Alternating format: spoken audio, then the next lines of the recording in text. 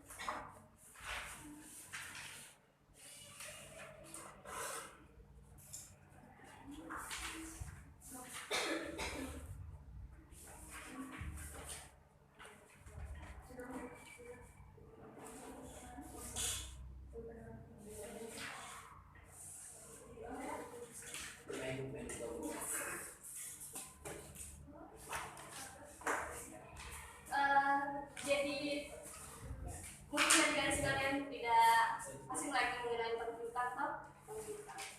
Jadi secara pengertian utang piutang secara istilah itu qard atau pinjaman. Sedangkan secara bahasa sedangkan secara istilah utang piutang berarti seseorang yang meminjamkan kepada orang lain yang kemudian dikembalikan dengan barang yang sama atau jenis jumlah yang sama atau memiliki kesadaran yang sama. Jadi itu utang piutang. Kemudian mengenai dasar hukum utang piutang. Jadi setiap persoalan dalam hukum Islam, misalnya dalam ekonomi dan dalam masyarakat itu semua punya dasar, termasuk dalam utang piutang. Nah, dasar utang piutang ini dijelaskan dalam Quran surah Al-Maidah ayat 2 yang berbunyi, A'udzubillahi minasyaitonirrajim, Bismillahirrahmanirrahim. Wa ta'awanu 'alal birri wat taqwa wa la ta'awanu 'alal ismi wal 'udwan, yang artinya tolong-menolonglah kamu dalam kebaikan dan takwa, dan janganlah kamu tolong-menolong dalam berbuat dosa dan permusuhan. Jadi konsep berlakunya utang piutang ini itu didasarkan pada konsep ta'awun atau tolong-menolong. Jadi ketika kita melakukan utang piutang itu maksudnya kita meminjamkan uang kita kepada orang lain ataukah itu dalam konsep utang piutang, berarti kita sama dengan melakukan tolong-menolong. Kemudian yang ketiga adalah mengenai dasar hukum utang piutang. Jadi saya bahas lagi, itu tadi berdasarkan firman Allah Subhanahu wa taala, dijelaskan dalam Quran surah Al-Maidah ayat 2. Nah, kemudian menurut mayoritas ulama dari Imam Hanafi, Imam Syafi'i itu semua memperbolehkan adanya dasar utang, diadakannya utang piutang ini. Karena itu tadi, karena di dalamnya ada konsep tolong menolong. Nah, jadi hukumnya mubah, boleh, tapi bisa saja juga berubah menjadi haram, makruh, tergantung dari akad atau suasana pada saat itu. Kemudian yang ketiga mengenai rukun dan syarat utang piutang. Dan adik-adik ada yang tahu apa rukun dari utang piutang?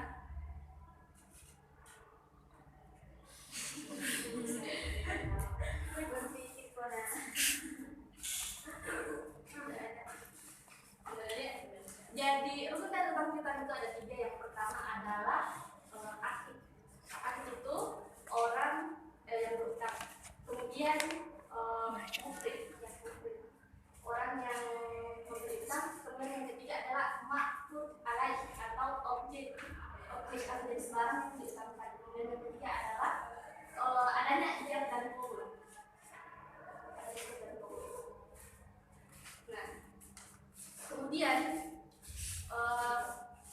syarat-syarat dalam utang piutang yang pertama, ketika kita ingin melakukan utang piutang, misalnya tadi itu kan ada akid dan mukrid.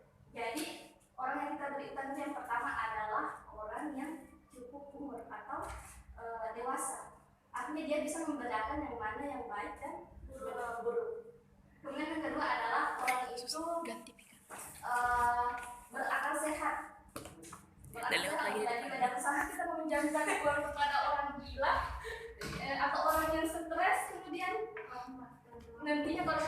jangan marah-marah.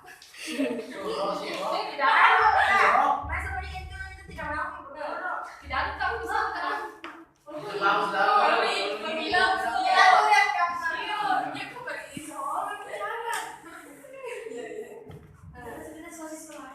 Jadi jangan sampai kita kasih utang orang yang depresi, orang stres, orang gila. Gila itu lagi.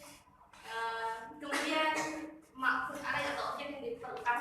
Jadi objek yang diperlukan itu harus diketahui jumlahnya, harus bisa dimiliki, harus diketahui barangnya, ukurannya. Dan itu tadi yang terakhir adanya ikatan kabul. Nah, dalam ikatan kabul itu harus ada saksi atau harus ada catatan supaya tanggal, misalnya kita setelah menetapkan tanggal waktunya, itu kita tidak lupa waktunya. Harus ada penulisan supaya nanti ketika kita ini tidak dimulai, tidak bermasalah. Jadi harus ada bukti. Dalam akad itu, dalam akad melakukan transaksi ekonomi harus ada catatan, dan harus ada saksi. Jadi itu. Kemudian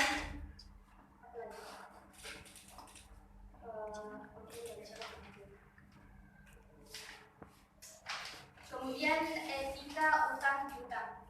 Jadi Syaratnya dari dua ini. Ya? Syaratnya dari cuma dua. Syaratnya Cukup umur berapa syarat?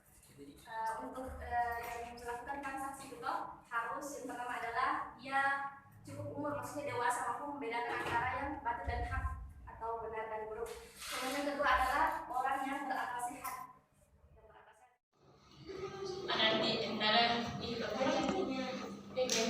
Jadi apa yang saja? Al-Isra ayat 27.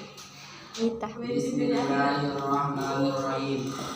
Innal mubazzirina kanu ikhwana syayatin wa kana syayatanu lirabbihi kafura. Sesungguhnya orang-orang yang pemboros itu adalah saudara setan, dan setan itu sangat dekat kepada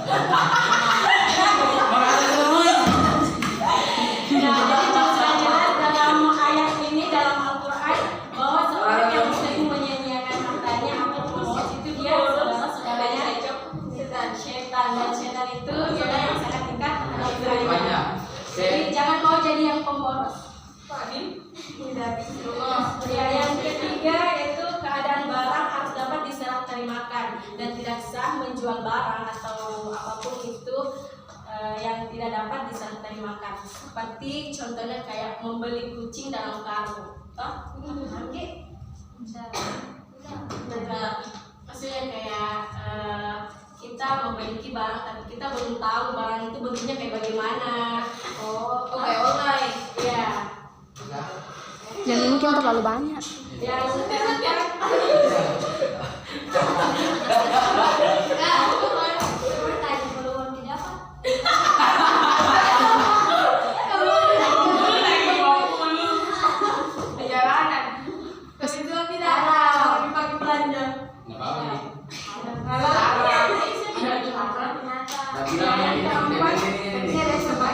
Yang keempat, ijab kabul atau kesepakatan antara si penjual dan si pembeli. Ya. Mungkin itu saja yang bisa saya sampaikan tentang jual beli. Assalamualaikum warahmatullahi wabarakatuh. Waalaikumsalam warahmatullahi wabarakatuh. Oke, tadi sudah jelaskan materi pertama tentang utang piutang, kemudian ada jual beli, dan untuk materi saya tentang sewa menyewa.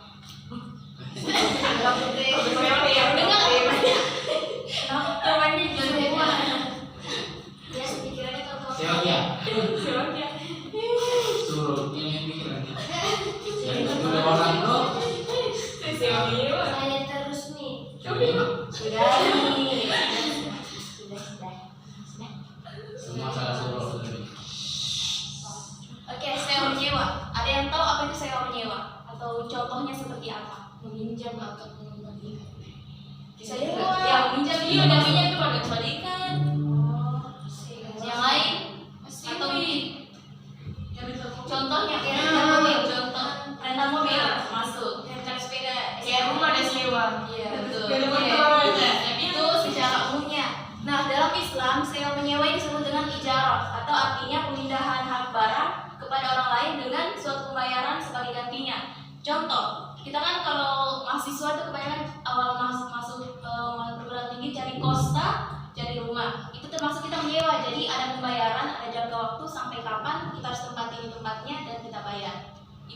contoh umumnya. Contoh lainnya seperti sewa mobil atau rental mobil. Tapi dalam sewa menyewa kita tidak langsung Bu sama sewa minta tempat tanpa kita tahu apakah bendanya ini atau barangnya ini miliknya langsung. Karena bisa jadi misal kita merental mobil tapi ternyata itu bukan mobilnya sendiri. Jadi ada nanti prinsip-prinsip yang akan saya jelaskan dalam hal sewa menyewa. Itu tadi pengertiannya tentang sewa menyewa. Disebut apa tadi? Bisa diingat? Masa diingat? Dalam Islam sewa menyewa. Ijarah. Ya, Masya Masya Allah. Masya Allah. Ini kan kecil.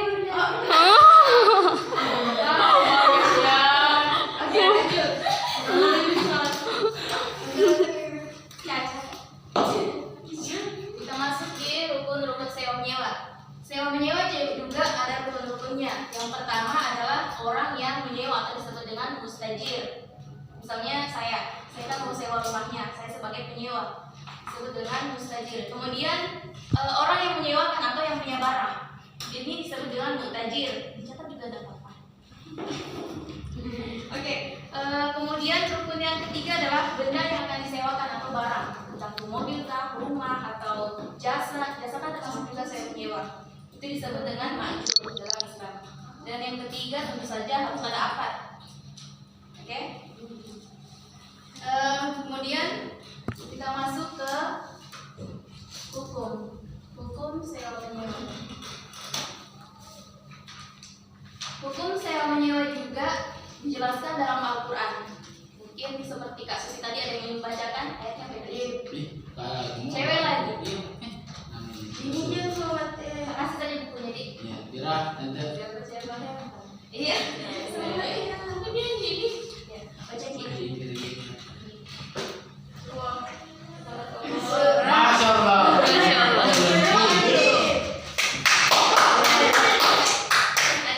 Masya Allah.